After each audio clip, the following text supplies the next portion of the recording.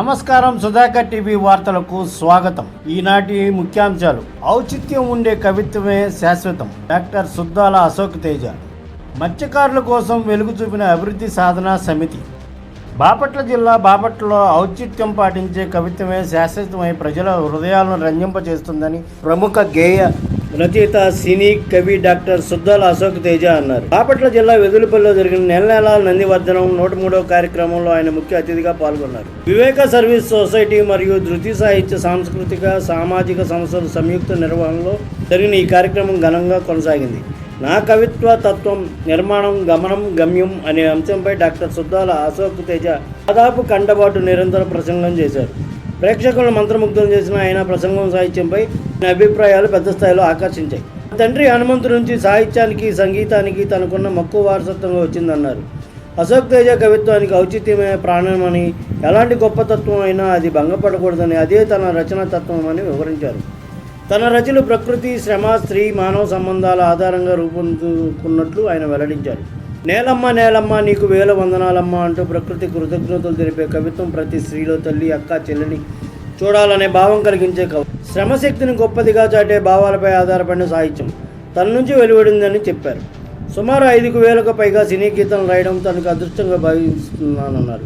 Doctor Suddala Ashok Teja ఈ సందర్భంగా తెలుగు సినీ గేయ సాహిత్యం అనే పుస్తకాన్ని ఆయన ఆవిష్కరించారు. ఈ కార్యక్రమంలో వివేక్ సర్వీస్ సొసైటీ అధ్యక్షులు ఎస్వి నాగరాజు, కార్యదర్శి అంబటి మురళీకృష్ణ, ధృతి సంస్థ అధ్యక్షులు కలం హరినాథ్ రెడ్డి, కార్యదర్శి చాపల సుబ్రహ్మణ్యం తదితరులు పాల్గొన్నారు.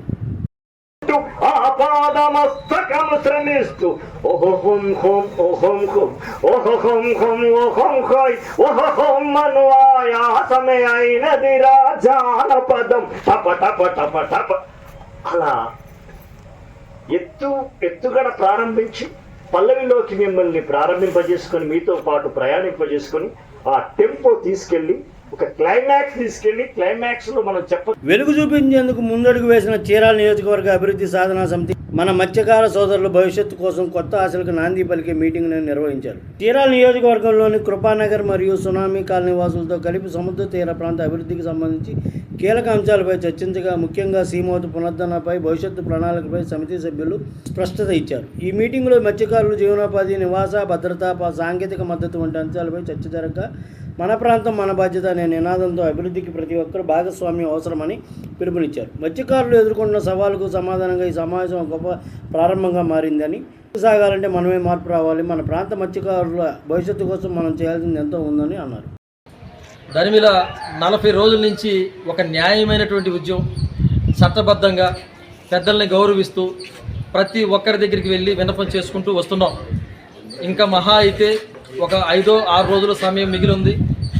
ఈరోజు బాపట్ల గవర్నమెంట్ అధికారులతో 3వ సమావేశం నిర్వహించడం జరిగింది.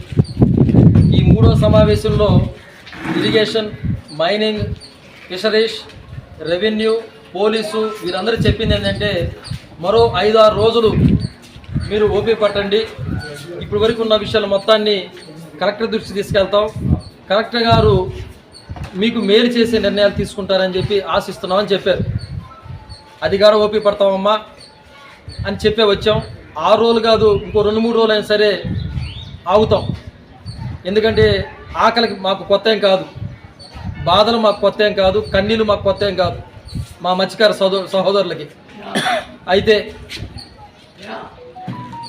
మరికొన్ని రోజులు ఇదే విధంగా కాలయాపన చేస్తే మత్స్యకార కుటుంబాల పోషణ ప్రమాదంలో పడుతుంది, మానసిక స్థైర్యం సన్నగిలుతుంది. ఆ విషయాన్నే మత్స్యకార సహోదరులు అనేటువంటి పెద్దలు రమణ గారు, తమ్ముడు Santosh Chirala print and electronic media సహోదరులకి రిక్వెస్ట్ చేస్తున్నారు, వారు మనవి చేస్తున్నారు, ప్రాధేయపడుతున్నారు. మా ఈ సమస్యల్ని, మన సమస్యల్ని మన నియోజకవర్గంలో ఉన్నటువంటి ప్రింట్ అండ్ ఎలక్ట్రానిక్ మీడియా సోదరులు ఈ విషయాన్ని బయటి ప్రపంచానికి తీసుకెళ్లాలని చెబుతున్నారు. కాబట్టి చీరాలలో ఉన్నటువంటి ప్రింట్ అండ్ ఎలక్ట్రానిక్ మీడియా సోదరులారా, ఇది ఒక సామాజిక సమస్య, ప్రజల సమస్య, జెన్యూన్ సమస్య. ఇది వీళ్ళ హక్కు. సముద్రం మీద జీవనం అనేది వీళ్ళ హక్కు. తీరరేఖ జీవనం, సముద్రం మీద జీవనం అనేది వాళ్ళ విధానం, సముద్ర తీరం అనేది వాళ్ళ హక్కు.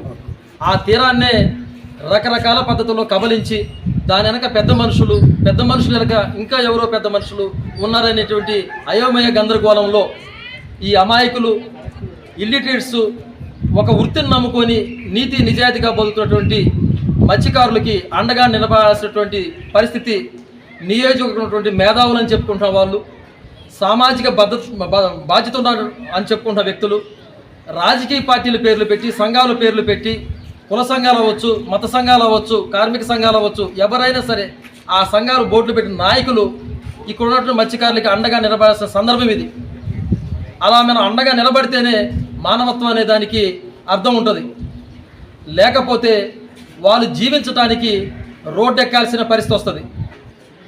ప్రభుత్వం చేసే తప్పులకి రోడ్డు ఎక్కటం ఒక వంతు, సాటి మనిషికి మనం సహాయం చేయకుండా ఏదో సహజంగా టీవీలో వచ్చే విషయాలు కదా, ఎక్కడో విషయాలు కదా అన్నట్టు నిమ్మక నీరెత్తినట్టుగా ఉండిపోతే, పర్టికులర్గా చీరాల పట్టణంలో ఉన్నటువంటి మేధావులారా మీకే చెప్తున్నాను, సామాజిక కార్యకర్త శీలమైన నేను, మనమందరం బాధ్యత పడాల్సిన విషయం ఇది.